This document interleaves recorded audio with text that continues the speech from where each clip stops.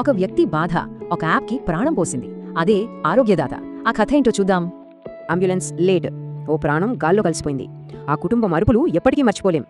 Hospital bill కట్టడానికి ఓ తల్లి తన బంగారాన్ని అమ్ముకుంది. ఆ దృశ్యం గుండెను పిండేసింది. చేతిలో బిడ్డ, కళ్లల్లో కన్నీళ్లతో ఓ తల్లి క్యూలో నిలబడింది. ఆ క్షణం చూశాక ఇంకా మౌనంగా ఉండలేకపోయారు. ఇవి కేవలం కొన్ని ఉదాహరణలు మాత్రమే. ఆంధ్రప్రదేశ్లో ఎన్నో కుటుంబాలు ఇలాంటి బాధనే అనుభవిస్తున్నాయి. ఈ కన్నీళ్లన్నింటినీ కళ్లారా చూశారు చింతా లోకేష్. పల్నాడు జిల్లాకు చెందిన ఓ సాధారణ వ్యక్తి. చిన్న జబ్బుకు కూడా ఏవేవో టెస్టులు రాయడం, అసలు విషయమేంటో తెలుగులో చెప్పకపోవడం, ఇవన్నీ ఆయన స్వయంగా ఎదుర్కొన్నారు. ప్రజల కష్టాలు, వాళ్ల కన్నీళ్లు చూశాక ఇక నిశ్శబ్దంగా ఉండటం అసాధ్యమనిపించింది. మన ఆరోగ్యం గురించి నిజం చెప్పడానికి ఎవరో ఒకరు ఉండాలి కదా. ఆ బాధ్యతనే తను తీసుకున్నారు. ఆ బాధ్యత నుంచే పుట్టింది ఓ ఆలోచన. అదే ఆరోగ్యదాత.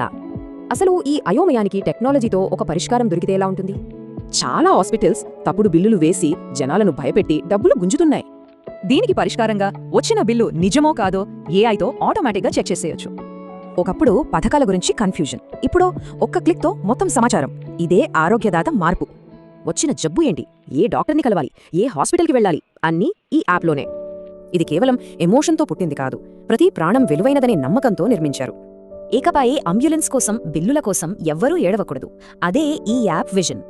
డబ్బు, హోదా అన్నీ పక్కన పెడితే ప్రాణం కంటే విలువైనది ఏముంది? అందుకే ఈ ప్రయత్నం.